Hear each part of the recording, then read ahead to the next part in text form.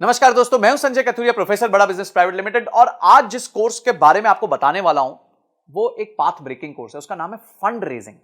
जी हां, देखिए, कोई भी जब स्टार्टअप चालू होता है या कोई भी मिड साइज कंपनी भी हो जाती है, उसके लिए फंड रेजिंग बहुत इंपॉर्टेंट होती है।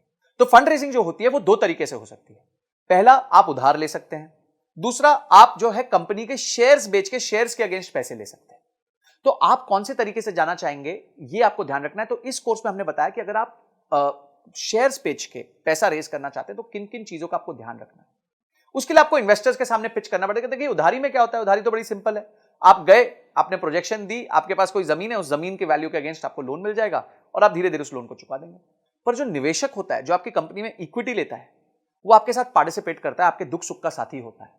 तो इसीलिए उसको आपका बिजनेस के समझना बहुत ज्यादा जरूरी होता है। और इसमें आपको बहुत चीजों का ध्यान रखना पड़ता है। पहले आपको ध्यान रखना पड़ता है कि किस तरीके के निवेशक को आपको आपको जिसके पास जाना चाहिए, आपका ऑब्जेक्टिव क्या है फंड रेज करने का, आपको इन्वेस्टमेंट चाहिए क्यों, आपका बजट क्या है, आप क्या करोगे उस पैसे के साथ। उसके बाद जब आप पैसे ले लोगे तो उसमें कहां उसको निवेश करोगे, निवेश करने के बाद किस तरह के रिटर्न्स कमा के दोगे। समझिए, आज आपका रेवेन्यू 1 करोड़ रुपए साल का है और आपने 5 करोड़ रुपए रेज किए, तो इस 5 करोड़ के साथ क्या आप अपने बिजनेस को 1 करोड़ रुपए साल के से लेकर 10 करोड़ तक लेके जा सकते हैं।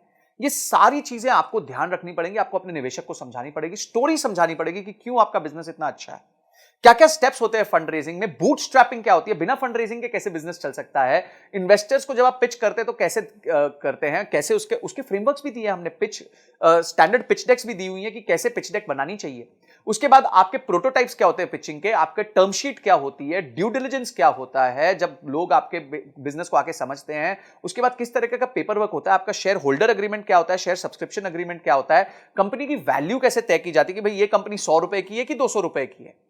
उसके बाद आप एंजल इन्वेस्टमेंट कैसे ला सकते हैं, वेंचर कैपिटलिस्ट को कैसे ला सकते हैं। और उसके साथ साथ हमने ये देखा है कि कुछ अच्छे एंटरप्रेन्योर्स से मिलकर हमने ये पता किया कि उन्होंने फंड रेज कैसे किया था, उनकी जर्नी कैसी रही है, उनके लिए कभी क्या प्रॉब्लम्स आई और उस प्रॉब्लम्स को उन्होंने कैसे सॉल्व किया। और अंत में जाके बॉम्बे स्टॉक एक्सचेंज में घंटी बजानी है, आईपीओ लेके आना है। तो किस तरीके से आप अपने बिजनेस को बिल्ड कर सकते हैं, कि इन्वेस्टमेंट बैंकर कौन होता है, उसका रोल क्या होता है आपके बिजनेस में, और किस तरीके से आपको फंड लाके देता है। आप उसके बाद इन्वेस्टर रिलेशंस कैसे मैनेज करते हैं, जब निवेशक बोर्ड पे आ जाता है उसके साथ कैसे अपना आप रिलेशन मैनेज करेंगे। ऐसी 32 पावरफुल वीडियोस हमने बनाई हैं जिसमें case studies, examples, real life cases हमने लिए हैं, जिसको आप यूज करके फंड रेजिंग कर सकते हैं। तो बाप रे, इतना सुनने के बाद ही आपको मन करना चाहिए कि मैं इस कोर्स को अनलॉक कर लूं, इमीडिएटली अनलॉक कर लूं और जाके सारे वीडियोस को ध्यान से पढूं, उसको इंप्लीमेंट करूं और उसके बाद उसके रीडिंग मटेरियल्स को पढ़ के उसको और डीप में समझूं। तो ये सारी चीजें हमारे एक ही कोर्स में इतना सब आपको मिल जाएगा, इतनी सारी आपकी प्रॉब्लम सॉल्व हो जाएंगी। आपका गोल है अगर कि कंपनी के लिए फंड रेज करना है, तो आप इस वीडियोस को देख के बहुत अपने आप को इक्विप कर सकते हैं, प्रिपेयर कर सकते हैं। इसके साथ हमने 450 फंड्स की लिस्ट भी दी है, जिनको आप अप्रोच कर सकते हैं, उनके फोन नंबर के साथ, उनके किसको आपको अप्रोच करना है उसके साथ। ये सारी चीजें हमने इसके साथ फ्री रिसोर्सेज दिए हुए हैं।